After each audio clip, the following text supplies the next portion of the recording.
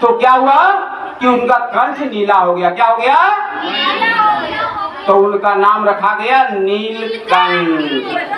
भगवान शिव को नीलकंठ भी कहते हैं, जानते हैं कि नहीं? कौन कौन बच्चे जानते हैं? हाथ उठाएंगे। बोले शंकर भगवान की। अब देखिए क्या हुआ, उन्होंने विष पिया। अब देखा देखी लोग क्या करते हैं कि भगवान भोलेनाथ विष पिए थे तो हम लोगों को भी विष पीना है। तो विष पिए थे, किस लिए पिए थे? वो किन्हीं को कोई नुकसान ना हो, इसलिए उन्होंने विषपान किया था। और जो लोग अभी भांग खाते हैं, जो लोग अभी गांजा पीते हैं, ये लोग क्यों पीते हैं? उनका नाम लेकर के गलत करते हैं कि नहीं करते? आप लोग कभी गांजा और भांग का सेवन करिएगा क्या? कौन कौन बच्चे नहीं करेंगे? हाथ उठाएं। सभी लोग, जो बच्चे, अभी लड़कियां भी बहुत कुछ खा पी रही हैं। तो जो कभी जीवन में नहीं गांजा और भांग शराब का सेवन करेंगे वो हाथ उठाएंगे। ये लोग करेंगे, लड़की लोग करेंगे क्या? आपने उठा इसका मतलब करेंगे। और जो, चलिए हाथ नीचे करिए। और जो बच्चे जीवन में कभी नहीं करेंगे वो व्यक्ति बताइए अच्छा रहेगा कि नहीं रहेगा? आज जो कांवर लेकर जाते हैं, आप देखिएगा बहुत ऐसे लोग हैं जो गांजा का सेवन करते हैं, भांग का सेवन करते हैं, नशा का सेवन करते हैं। वो गलत करते हैं कि नहीं करते हैं? क्योंकि नशा का सेवन करने से शरीर में रोग पैदा होता है। क्या होता है? तो हमें गलत कार्य को नहीं करना है। एक बात समझ में आ गई ना? उसी को भगवान शिव पसंद करते हैं जो व्यक्ति शिव की तरह आचरण करता है। तो शिव का, भगवान शिव का जो मुख्य आचरण है वो क्या है? अपने लिए कठोरता और दूसरों के लिए उदारता। अब आप बताइए, कठोरता और उदारता आपने समझा? कठोरता का मतलब क्या हुआ? क्या हुआ? अपने लिए अनुशासन ज्यादा रखना है ना, और दूसरों के लिए उदारता। उदारता का मतलब हो गया उसके लिए दया का भाव रखना, उसके लिए खुला विचार रखना। एक छोटी सी कहानी सुनाता हूं आपको। देव संस्कृति विश्वविद्यालय शांति कुंज हरिद्वार में हम पढ़ाई कर रहे थे। तो उस समय क्या हुआ कि एक मेरा साथी के पिताजी आए तो ठेकुआ लेके आए थे। ठेकुआ जानते हैं आप लोग? अब ठेकुआ लाए हैं तो अपना बेटा को दिए। अब वो अकेले कैसे खाए? हम लोग जहाँ पर रहते थे, जहाँ सोते थे, वहाँ 8 स्टूडेंट रहते थे। कितने रहते थे? 8। अब वहाँ सबका अलग अलग केबिन बना हुआ है, लेकिन सब एक ही बड़ा सा कमरे के अंदर में हैं। अब वो खाएं तो अकेले कैसे खाएं? सब अपने दोस्त हैं। तो उन्होंने क्या किया, उन्होंने एक बड़ा सा थाली लिया। उस थाली में 16 ठेकुआ रखा। कितना रखा? और वहां स्टूडेंट कितने थे? 8। हिस्सा कितना बन रहा था? 2 बन रहा था। अब उन्होंने क्या किया, पहले नहीं खाया, वो प्लेट को लिया और सबों के पास गया। 2 उठाया, मैंने भी 2 उठाया, बगल में गया उसने भी 2 उठाया। एक उसके बगल में गया, वो मोटा ताजा हट्ठा कट्ठा नौजवान था, तो उसने 3 ठो उठा लिया। कितना उठाया? 3 उठाया। उसको देखा देखिए बगल वाला भी सोचा ये 3 उठा रहा है तो हम भी 3 उठा लिया। अब उसके बगल वाला सोचा कि 3 हम भी उठा लिए, 3 ये भी उठा लिया। अब बगल वाले को क्या मिलेगा? उसको हो सकता है 1 मिलेगा, किसी को नहीं मिलेगा। उसने कुछ नहीं बोला। आप ध्यान दीजिएगा कहानी पर, कहानी कितना इंटरेस्टिंग है और आपको क्या ज्ञान देगा। आपको शिव बना देगा। शिव मतलब देवत्व का उदय आपके अंदर में हो जाएगा। अब वो क्या हुआ कि इसी तरह सबके पास में गया और लास्ट में उसके पास में 1 भी नहीं बचा। 1 भी। अब जिसने थाली में सजा करके सबको खिलाने के लिए सोचा, जिसके पिताजी ने ला कर दिया, उसके थाली में एक भी नहीं बचा। बच्चों, अब उसके मन में क्या भाव आएगा? मेरे बगल में था, मैंने क्या किया, मेरे पास 2 था, पहले मैंने लिया था, मैंने एक उठा के उसके थाली में डाल दिया, बस इतना ही मैंने किया। तो जिन व्यक्ति ने 2 लिया था उसने भी 1 डाल दिया, और इसी तरह करके सभी व्यक्ति ने 1 उठा करके डाल दिया जिसके पास 2 था। और जिसने 3 लिया था वो तो खाना शुरू कर दिया था, वो तो तीनों खा गया। अब उसका थाली फिर भर गया,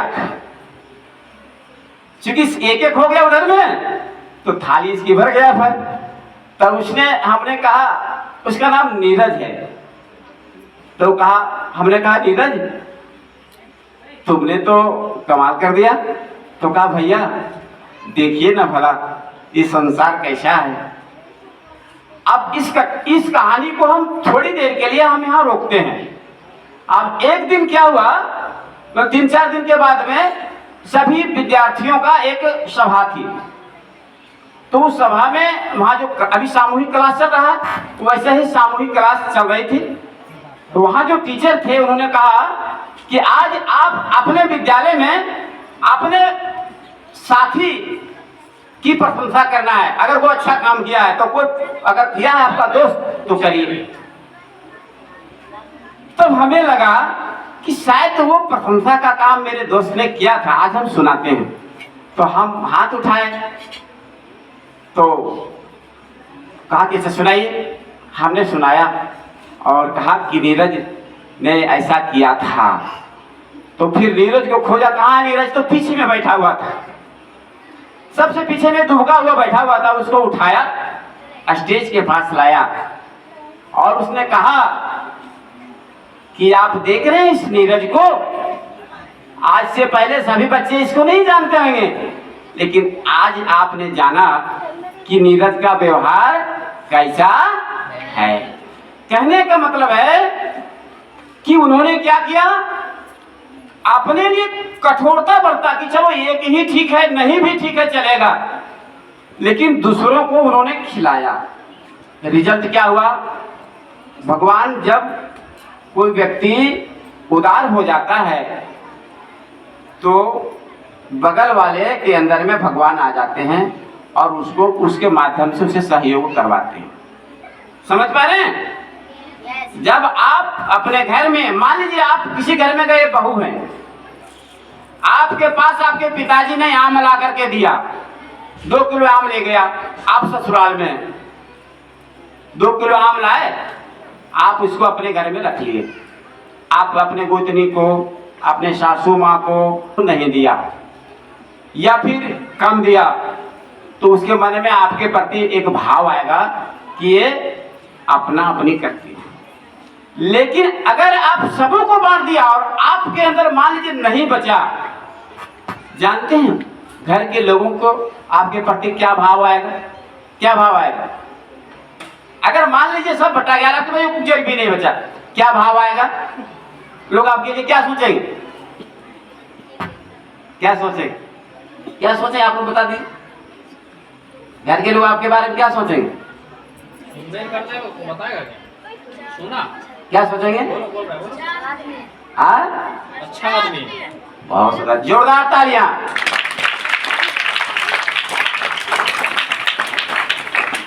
तो वह जो नीरज उस पूरे स्कूल के कक्षा नहीं, पूरी सभा में अच्छा घोषित हुआ और उसको पुरस्कार मिला। इसे कहते हैं शिवत्व। अभी आपने जो माथा में तिलक लगाया ना,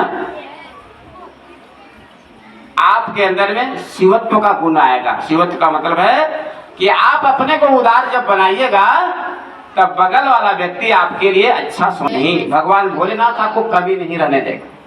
रहने देंगे क्या? क्योंकि संसार को भगवान ने बनाया है, तो बनाए हैं तो हैं। आज तक दुनिया में जितना भी महापुरुष हुए हैं, वो महापुरुषों ने अपने लिए कम किया है, संसार के लिए, अपने देश के लिए, अपने समाज के लिए उन्होंने ज्यादा किया है। इसलिए वो महापुरुष कहलाए। समझ रहे कि नहीं? और जो व्यक्ति सिर्फ अपने लिए करता है उसको लोग अच्छा नहीं करते हैं। तो सावन महीना भी भगवान भोलेनाथ का चल रहा है। इस महीने में चारों ओर बोल बम की नारा है, बाबा एक। तो बाबा सहारा किनके होंगे? जो अपना अपनी करेंगे उनके होंगे कि जो दूसरे को मदद करेंगे उनका होंगे? तो लोग तो बड़े बड़े हाथ लेकर के कहते हैं बाबा हमको ये दीजिए, बाबा हमको वो दीजिए। तो भोले बाबा तो सबके लिए हैं ही, ऑर्डर दानी है, वो तो देंगे। लेकिन आपको अगर विशेष चाहिए, स्पेशल कुछ चाहिए, तो आपको भगवान शिव की तरह आपको अपने लिए कठोरता और दूसरों के लिए उदारता, यह भावना लानी होगी। बोले शंकर भगवान की। बच्चों, आप अपने घर में अपने भाई बहनों के साथ, आप अपने स्कूल में अपने साथियों के साथ और जीवन में आपके मिलने वाले जो भी व्यक्ति होंगे उनके साथ आप उदारता बतलाइए, उदारता बरतिए। ये भारतीय संस्कृति है, यही सनातन की संस्कृति है। और इस संस्कृति के लिए पूरी दुनिया में सुबह से लेकर शाम तक लोग मेहनत करके खोते हैं कि कहीं सुख मिले, कहीं शांति मिले। लेकिन सुख और शांति बाजारों में नहीं बिकती है। सुख और शांति बाजारों में नहीं बिकती है। सुख और शांति सनातन संस्कृति में है। और यह संस्कृति की उपज भारत की धरती में हुई है। कहाँ हुई है? भारत की धरती में। इसीलिए सनातन की संस्कृति जो है पूरी दुनिया में फैलने जा रहा है। और हर व्यक्ति भारत जाकर के इस संस्कृति को समझना चाहता है। तो जब समझने के लिए आएगा और आपसे मुलाकात हो जाएगी, तो क्या आप इसका परिचय देंगे ना? उसके साथ उदारता बरतेंगे कि नहीं? जरूर बरतना होगा। अगर ऐसा आप नहीं करेंगे तो उनका विश्वास है कि भारत में सनातन संस्कृति है और आप उसका देखेंगे कि उसके झोला में बहुत पैसा है, आप झोला उठा कर ले जाएंगे, उसको कोई ठग लेंगे। कभी कोई विदेशी भारत आते हैं तो कुछ लोग क्या करता है, कहता भाड़ा कितना है, तो भाड़ा 100 रुपया है, समझता नहीं जान रहा है, तो कह देता 200 रुपया है। तो अपनी संस्कृति का आप नुकसान नहीं कर रहे हैं? कर रहे हैं कि नुकसान की नहीं? तो जो विदेशी आते हैं तो उसके साथ हमारा क्या व्यवहार होना चाहिए? देवता का व्यवहार होना चाहिए। अर्थात अतिथि देवो भवः। अतिथि को देवता हमारे संस्कृति में मानते हैं कि नहीं? इसीलिए सनातन संस्कृति में दूसरा क्या है? अतिथि देवो भवः। तो यहाँ जो विदेशी आए हैं हमारे देश में, उनको भी हम लोग शरण दिए हुए हैं। सनातन संस्कृति में यहाँ हिंदुओं का वास है, हिंदुस्तान है। यहाँ मुसलमान भी आए तो उसको भी शरण मिला कि नहीं मिला? क्रिश्चियन आए उसको भी शरण मिला कि नहीं मिला? मिला। लेकिन बगल का देश अभी बांग्लादेश है, आप सुने होंगे, अभी जान रहे होंगे, कल से समाचार दे रहा है कि वहाँ हिंदुओं को मार मार करके भगाया जा रहा है, उनका घर छीन लिया जा रहा है, उनकी जमीन छीनी जा रही है, उस व्यक्ति की हत्या तक की जा रही है। बताइए, मनुष्य मनुष्य के साथ ऐसा व्यवहार किया जा रहा है, क्या यह उचित है? नहीं। कहीं उचित है? नहीं। उचित नहीं है बच्चों, बहुत दुख की बात है। और जब व्यक्ति अतिथि को अपना देवता मानता है तो उसी को ही कहते हैं सनातन की संस्कृति। बोलिए प्रेम से सनातन धर्म की, भारत माता की। बच्चों, हम सनातनी हैं, इस बात का गर्व स्वामी विवेकानंद को हुआ था। और इन्होंने विश्व धर्म सभा में गर्व के साथ कहा था कि गर्व से कहो हम हिंदू हैं। किसने कहा था? स्वामी विवेकानंद ने यूं ही नहीं कहा था, उनके पीछे यही भाव था कि हम सनातनी अगर हैं तो हमारे अंदर में सनातन का गुण होना चाहिए। जहां जहां पर यह शांति है उसको एक दिन शांति की खोज में भारत आना पड़ेगा। क्यों? क्योंकि यहाँ उसको प्रशिक्षण मिलेगा। क्या मिलेगा? यहाँ उसको ट्रेनिंग मिलेगा। इसीलिए नालंदा विश्वविद्यालय की स्थापना हुई थी कि यह संस्कृति शांति का और समृद्धि का स्थल है। और इस स्थल में आज नहीं तो कल दुनिया के हर व्यक्ति को प्रशंसा करना पड़ेगा, क्योंकि हर व्यक्ति को शांति चाहिए। क्या चाहिए? कोई व्यक्ति चाहता हमेशा लड़ाई झगड़ा करते रहे? चाहेगा नहीं। जो कल हिंदुओं को भगाया कल वो स्वयं लड़ेगा, स्वयं मरेगा, तो फिर भारत ही भाग करके आएगा, क्योंकि भारत ही पूरी दुनिया को शरण देता आया है। इसीलिए आज पूरी दुनिया को भारत की संस्कृति की आवश्यकता है। तो हम सभी लोग अपने संस्कृति को बचाने के लिए आपस में संगठन में रहने की आवश्यकता भी है। हिंदू, सिख, जैन और बौद्ध, ये चार की जो हैं सो सनातन संस्कृति के अपने भाई हैं। क्या हैं? अपने भाई हैं। चूंकि इन संस्कृति का जो जन्म स्थान है ये भारत में ही हुआ है। भगवान बुद्ध भारत की ही धरती में हुए, रामकृष्ण भारत की धरती में हुए, जैन मुनि जो हुए सब भारत की धरती में हुए, और गुरु नानक देव जो सिख धर्म के उनका भी स्थल कहाँ है? भारत ही है। इसलिए चारों संस्कृति अपने भारत की संस्कृति है। तो हमें आपस में क्या करके रहना चाहिए? मिलजुल करके प्रेम से रहना चाहिए और अतिथियों का भी सम्मान करना चाहिए। बोलिए प्रेम से भारत माता की।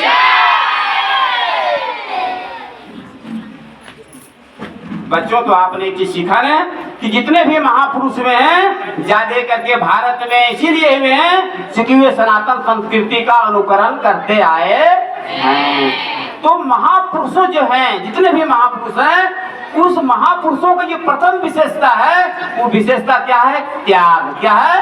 त्याग। जब वो व्यक्ति त्याग करता है, जैसे एक उदाहरण आप लीजिए। आप किसका उदाहरण लीजिएगा? आप एक उदाहरण, जब देश आजाद हो रहा था उस समय एक उदाहरण आप ले लीजिए सुभाष चंद्र बोस का। सुभाष चंद्र बोस को कौन कौन बच्चे जानते हैं? हाथ उठाएंगे। सुभाष चंद्र बोस को कौन कौन बच्चे जानते हैं? हाथ उठाएंगे। चलिए, लगभग सभी बच्चे जान रहे हैं। सुभाष चंद्र बोस जानते हैं बच्चों, जब स्वतंत्र भारत की लड़ाई चल रही थी उस समय वे जो अभी आईएएस के अफसर बनता है ना, तो आईसीएस एक पद होता था, वो डिग्री हासिल किए थे। वो बन सकते थे लेकिन उन्होंने नौकरी ज्वाइन नहीं किया। और क्या किया कि देश की आजादी के लिए उतना बड़ा पद को छोड़ दिया, त्याग कर दिया और घर से बाहर निकल करके और यहाँ जो गुलाम बनाए हुए थे अंग्रेज, उससे लड़ाई झगड़ा किए, अपना सब कुछ कुर्बान कर दिए। इतना बड़ा त्याग जो व्यक्ति कर सकता है वास्तव में उसे ही महापुरुष कहते हैं।